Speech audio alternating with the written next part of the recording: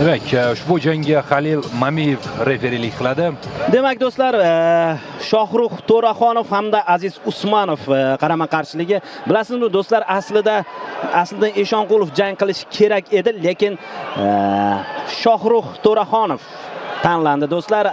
Eshonqulovni Demak, birinchi raund boshlandi. Keskinlik bilan boshlanyapti. Albatta fikrimni tugallab olaman. Shohrux aslida Eshonqulov ba'zi bir sabablarga ko'ra ushbu jangda ishtirok eta olmagan va uning o'rnini Shohrux To'raxonov bilan to'ldirgan. Demak, jangga o'tsak bo'laveradi endi. Yaxshi kutib oldi To'raxonov. Zarbasi yaxshi. Biroz qo'llarni ko'tarish kerak. Raqib ham menimcha bosimni yaxshi ko'radi. To'raxonov ham bosimga qarshi emas, ko'ryapsiz. Zarbalarga zarbalar bilan javob qaytaryapti. Ha, albatta. Hozircha jangni parterga ko'chirish niyati yo'q har ikkisini. Aylanma zarba. Umuman zarba. Mana shu zarbani qiroli kim ekanligini bilasizmi? Shohrux Abubakirov. UFC bo'ladigan bo'lsa, menimcha Barboza bo'lsa kerak. O'zbek yakkakurash olamida o'sha rahmatli Shavkat O'raqovni mana shu zarbani san'at darajasiga olib chiqa olgan edi. Buni ko'p bot-bot takrorlayman.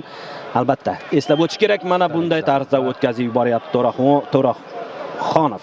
Demak, Aziz Usmonov o'zi O'zbekistonga begona jangchi emas, ikkita jangini MPLda o'tkazgan, ya'ni Mahmud Murodovning ligasida. Va umuman O'zbekiston bu jangchiga unchalik omadli joy emas, chunki MPLda ikkita jang va ikkita mag'lubiyat bunda qayd etilgan. Low kick zarbasi juda kuchli. Og'ir zarba albatta. O'sha MPLda kimlar bilan jang qilgan ekan? Bir shu haqida ma'lumot berib o'tsangiz. Birinchi jangda Asliddin Eshonqulovga qarshi, aynan bugun menimcha Asliddin bilan urushish kerak-da. Ha, shunday ma'lumot berilgandi boshida. Revansh bo'lishi mumkin ekan edi, albatta. Ikkinchi jangida esa Asliddin Xursandovga qarshi jang qilgan ekan va ikkalasida ham mag'lubiyatga uchragan. Boshlanishi yaxshigina keskin boshlandi, hozir esa birozgina temp pasayyapti. Ha, bu borasida ustunlik hamyurtimiz tarafida. U qarshi hujumda ishlash taktikasini qo'llayapti. Qarshi hujumda o'tkazib yubordi. O'ng qo'l to'g'ridan yo'llangan zarba og'ir bo'ldi. Shou ko'rsatyapti darhol. Shohrux bunga javob qaytarish kerak o'z vaqtida. Men aytyapsizmi debman, hozir chiqardim. Aylanma zarba.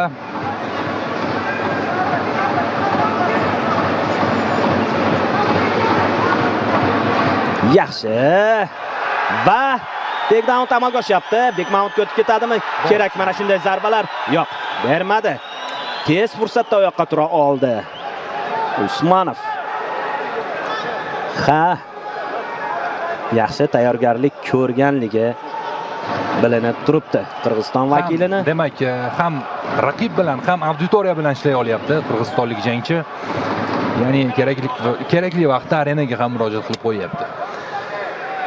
Shohrux ehtiyot bo'lish kerak, raqib tajribali ekan anchagina. Low kick. Talab zarba o'xshamadi. Mana bu yerda bildirib qo'ydi biroz.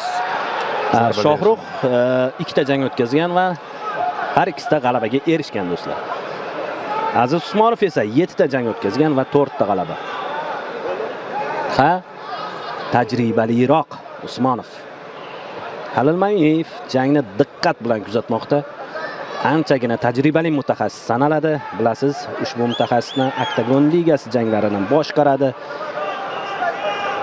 Va mana Mangu ligasida ham faoliyat olib bormoqda. Aylanma zarba raqibdan endi javoban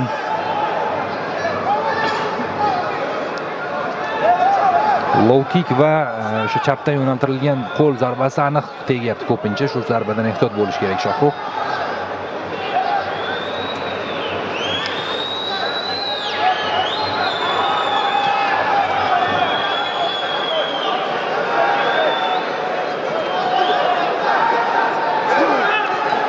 Birinchi raund deyarli oxirlayapti.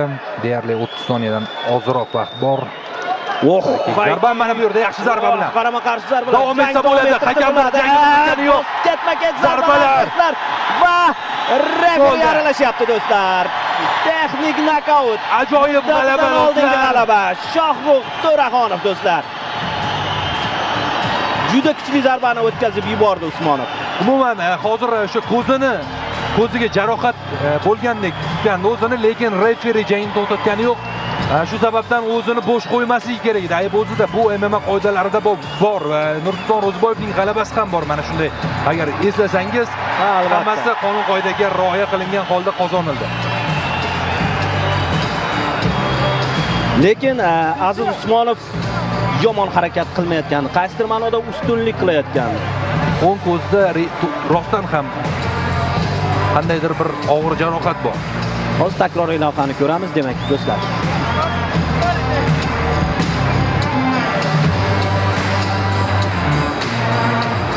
Mana o'sha zarba. Mana o'sha zarba. Menimcha zarba edi bu rostdan ham. Ha, albatta, albatta. Qonun qoida buzilmagan, bu rostdan ham zarba, shunchaki menimcha ko'zning o'sha qopqog'iga urilgan zarba bu juda og'riqli bo'ladi o'zi. Ya'ni yuqori qismiga emas, aynan ko'zning yumaloq qismiga zarba berilgan bo'lsa, qo'l kirib ketdi deb o'ylagan bo'lishi mumkin qirg'izistonlik jangchi. Lekin bunday bo'lmadi, hammasi qonun qoidaga rioya qilingan holda.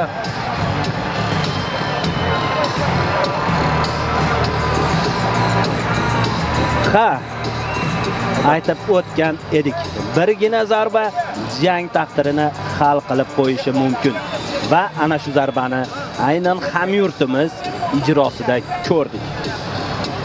Hozir demak minnatdorchilik va kerak bo'lsa uzr so'rab qo'ygan bo'lishi ajab emas. Bu albatta haqiqiy sportsmenlarga, haqiqiy sportchilarga xos bo'lgan harakatlar, ya'ni jangdan so'ng raqibga tashakkur bildirish.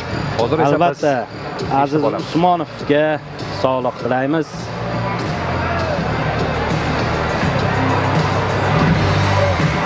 Albatta bu sport, bu MMA va mana shunday jarohatlardan xoli emas. Demak, jang g'olibi rasman e'lon qilindi. Победу техническим нокаутом одержал Сургутдagi O'zbekiston